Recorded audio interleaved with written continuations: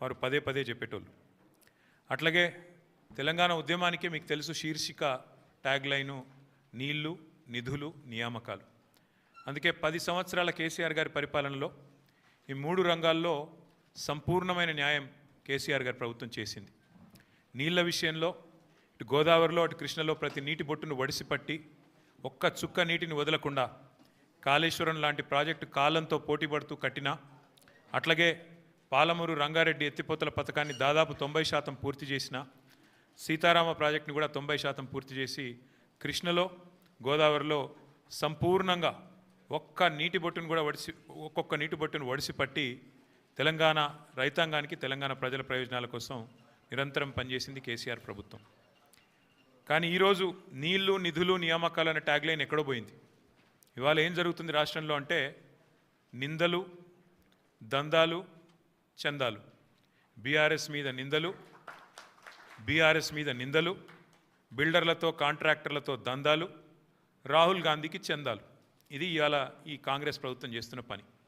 సిగ్గు లేకుండా ఇవాళ నిస్సిగ్గుగా రాష్ట్ర ముఖ్యమంత్రి కానీ అదేవిధంగా భారతీయ జనతా పార్టీ కానీ నీళ్ల విషయంలో చేస్తున్న దుష్ప్రచారాన్ని తిప్పికొట్టడానికే ఈరోజు హరీష్ రావు గారు మీ అందరికీ వివరంగా సమాచారం ఇస్తారు. అందులో ముఖ్యంగా మిత్రులు నేను గమనించాలని కోరుతున్నది ఒకటే. మార్బీ అనే ఒక గుజరాత్లో ఒక ప్రాంతంలో ఒక పెద్ద బ్రిడ్జ్ కూలిపోయి 140 మంది చచ్చిపోయినా ఏ ఎన్డీఎస్ఏ బోదు, ఎవడు బోడు, ఏ ఏజెన్సీ బోదు, 140 మంది చావులకు ఫలానావాడు బాధ్యుడు అని ఒక బాధ్యతాయుతమైన ఏ ఏజెన్సీ మాట్లాడదు, కేంద్ర ప్రభుత్వం మాట్లాడదు, గుజరాత్ ప్రభుత్వం మాట్లాడదు. బీహార్లో 4 రోజులకు ఒకసారి ఒక్కొక్క బ్రిడ్జ్ కూలుతున్నా అడిగే నాతుడు లేడు. అదే తెలంగాణలో ఇక్కడ కాంగ్రెస్ ప్రభుత్వం ఉన్నప్పటికీ సుంకిశాల రిటైనింగ్ వాల్ కూలిపోయి 100 కోట్ల నష్టమైన ఎన్డీఎస్ఏ రాదు, ఎవడు రాడు. అట్లాగే ఎస్ఎల్బీసీ టన్నల్ వీళ్ళ అవినీతి కమిషన్ల కక్కుర్తితో అది నిజంగా మళ్ళీ తిరిగి రివైవ్ చేసే పరిస్థితి ఉందా లేదా అని కూడా సోయి లేకుండా, కనీసం ఆలోచన లేకుండా, ఇంగిత జ్ఞానం లేకుండా పూర్తి స్థాయిలో కుప్పగూలిపోయి 8 మంది చచ్చిపోయి దగ్గర 100 రోజులు దాటిపోయినా ఇప్పటి వరకు ఉత్తమ కుమార్ రెడ్డి మాట్లాడాడు, రేవంత్ రెడ్డి మాట్లాడాడు, కేంద్ర ప్రభుత్వంలో ఉన్న ఒక్క మంత్రి మాట్లాడాడు, ఎవరు బాధ్యత తీసుకున్న మనిషి లేడు. అట్లాగే వట్టెం పంప్ హౌస్ మునిగిపోయిన ఈ కాంగ్రెస్ ప్రభుత్వం వచ్చిన తర్వాత దాని గురించి మాట్లాడేటోడు లేడు.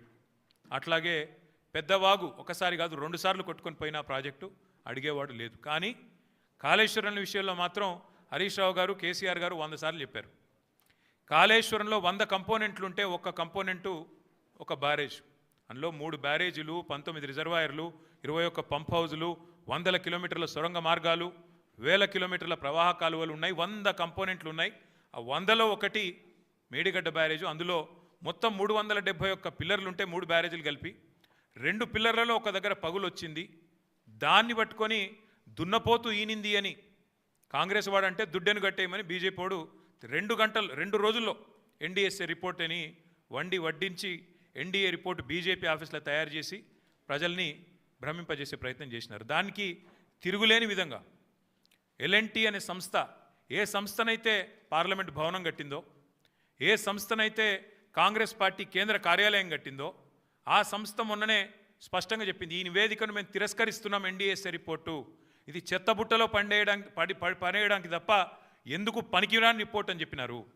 అట్లాగే ఆ సంస్థనే ఏ సంస్థనైతే నేను అడుగుతున్నా రేవంత్ రెడ్డిని, ఏ సంస్థనైతే మేడిగడ్డ బ్యారేజ్ కట్టిందో ఆ సంస్థ నిజంగానే పనికిరాందైతే మరి కాంగ్రెస్ పార్టీ కార్యాలయం కూడా ఆ సంస్థతో ఎందుకు కట్టించడం నేను అడుగుతా ఉన్నా. కాంగ్రెస్ పార్టీ కార్యాలయం కూడా తెలంగాణకి వెళ్ళిపోయిన మూటలతోనే కట్టిరు, మీరు అందరికి తెలుసు అది. అందుకే మేము అనేది ఇవాళ వాస్తవాలు తెలియజెప్పడానికి తెలంగాణలో జరుగుతున్న దుష్ప్రచారం 2 పార్టీలు ఒకటై కాంగ్రెస్ బీజేపీ కుమ్మక్కై ఇవాళ దున్నపోతు ఈనిందని ఒకడంటే దుడ్డెను కట్టేమని ఇంకోటి అన్నట్టుగా ఇద్దరు ఒకటై నీళ్ళిచ్చిన కేసీఆర్ మీద, నీళ్ళిచ్చి కన్నీళ్లు తుడిచిన కేసీఆర్ ప్రభుత్వం మీద అభాండాలేసే ప్రయత్నం ఏదైతే చేస్తున్నారో, కమిషన్ పేరిట ఏదైతే నాటకాలు ఆడుతున్నారో ఆ విషయంలో వాస్తవాలు బట్టబయలు చేయడానికే ఇవాళ హరీష్ రావు గారిని నేనే కోరినా. మీరు దయచేసి చెప్పాలి, మీరు ఎందుకంటే మీకున్న అనుభవం ఎవరికీ లేదు. కానీ ఇది ఈ పరంపరలో మొదటిది ఈరోజు ఈ మీటింగ్. నేను హరీష్ రావు గారిని కోరుతా ఉన్నా, ఇక్కడే కాదు, నేను మొన్ననే డాలస్లో తర్వాత లండన్లో చాలామంది ఎన్ఆర్ఐ మిత్రులను కలిసిన వాళ్ళందరూ అంటున్నారు, అన్న మాకు కూడా చెప్పండి వివరాలు, మాకు కూడా చెప్పండి విషయాలు. మాకు కూడా చెప్తే మేము కూడా సోషల్ మీడియాలో చెప్తామన్నా ప్రచారం చేస్తాము. ఈ విషయంలో ప్రభుత్వం ఒకడేమో మరి బట్టగాల్చి మీదేస్తుంటే ఇంకోటి దానికి తానా అంటే తందానా అంటున్నాడు. కాంగ్రెస్ వాడు బీజేపీ వాడు ఇద్దరు కలిసి తెలంగాణ బొండిగా విసికే ప్రయత్నం చేస్తున్నారు. తెలంగాణ ముఖ్యమంత్రిగా కేసీఆర్ గారు చేసిన పనిని ఇవాళ కావాలని మరి దాని మీద అపవాదులు వచ్చే విధంగా, దాని మీద అనుమానాలు కలిగే విధంగా ప్రచారం చేస్తున్నారు.